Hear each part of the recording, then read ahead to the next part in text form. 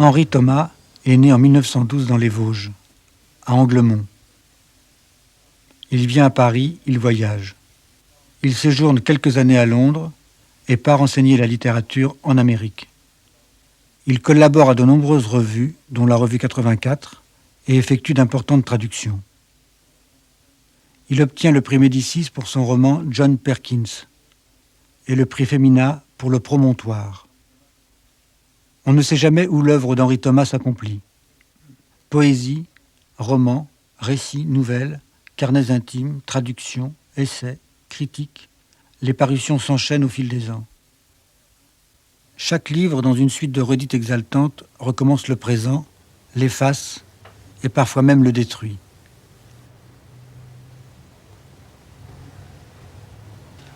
On devrait se regarder avec effroi le matin, quand on se rencontre. Ça arrive d'ailleurs. Mais c'est ça qui fait un des charmes de ce qu'on appelle l'existence. On apparaît. Je suis persuadé que la vie est fondée sur l'apparition et la disparition. Il n'y a que ça. Deux phénomènes, l'apparition et la disparition. Mais quelque chose entre. Entre, il y a le fait d'être apparu et puis d'être disparu. Mais la vie est vraiment une sorcellerie, une fois qu'on a vu ça. C'est ce que j'essaie de montrer. Dire, ce serait trop. Il s'agit de suggérer un tout petit peu. Mais il n'y a pas de mystère là-dedans. Je ne crois pas.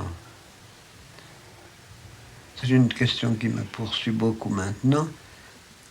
Le fait que j'ai jamais été, quand j'étais enfant, les enfants, ils ont le bon Dieu, on parle du bon Dieu, le bon Dieu pour les petits-enfants. J'ai jamais eu le bon Dieu. C'était une espèce de magie qui était à la place. Je me rappelle par exemple que je voulais trouver un revolver, parce que j'avais envie d'un revolver, Dieu sait pourquoi, peut-être pour tuer ma mère. Et alors, je regardais partout pour le trouver. Et sur un chemin du village, je vois un revolver. Et assez loin, je marche. C'était une branche qui avait l'air d'un revolver. Mais pendant un moment, j'étais dans la magie. Si j'avais continué un peu autrement, je tombais sûrement sur un revolver. Vous l'avez raconté? Non, je ne racontais pas ces choses-là. C'est l'époque où on tuait votre premier chat. On tuait mon grand chat que j'avais trouvé, que j'avais sauvé, que j'avais trouvé dans les champs, les pattes de devant attachées. Autrement dit, quelqu'un lui avait laissé sa chance. Il l'avait jeté d'une voiture à cheval, et puis le pauvre chat se traînait. Je lui ai délié les pattes, il s'est mis à mon cou, comme ça en pendant de chaque côté. Il était probablement hideux, mais pour moi c'était un chat merveilleux. Puis je l'ai raconté à un de mes frères, de mes demi-frères, puisque j'ai 4 frères qui étaient eux-mêmes demi-frères 2 par 2, c'est une famille indescriptible.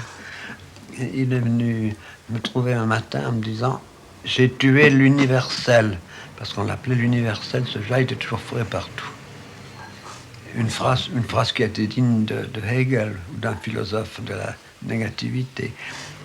J'ai tué l'universel. Et là, ça a été un bouleversement total. J'ai haï ma famille. J'ai commencé par haïr mon frère.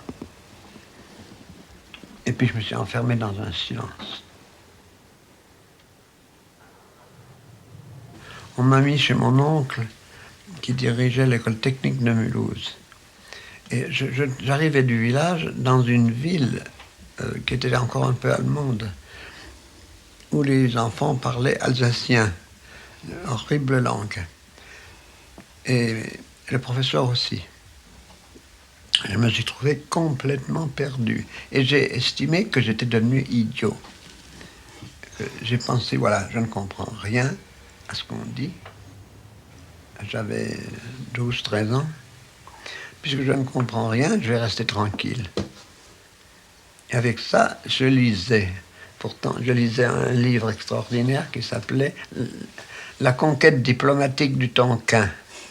C'est un livre que j'avais trouvé parce que mon oncle avait été longtemps en Indochine et il avait rapporté ça. C'était des pourparlers avec les mandarins.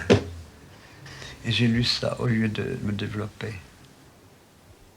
Je tombais dans une misère morale dont les grandes personnes ne se sont jamais doutées.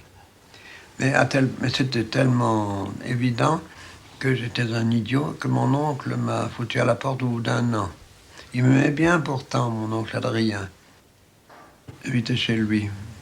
Et il m'a rendu à ma mère, laquelle, avec des sentiments divers, je ne sais pas, m'a foutu au collège de Saint-Dié, un petit collège, autre vie.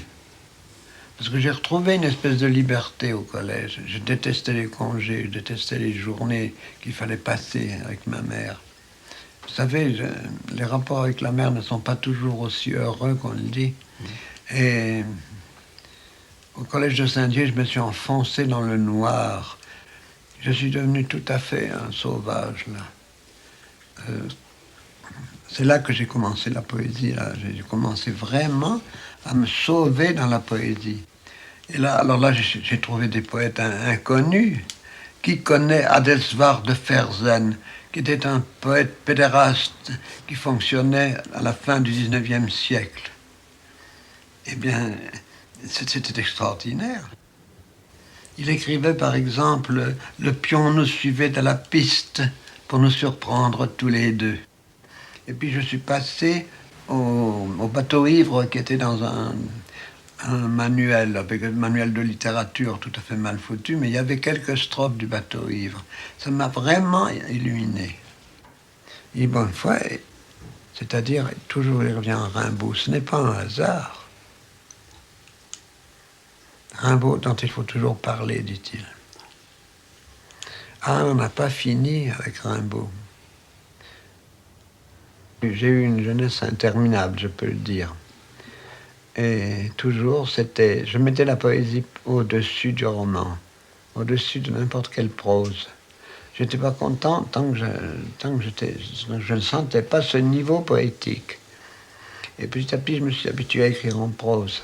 Je suis descendu dans une espèce de carrière.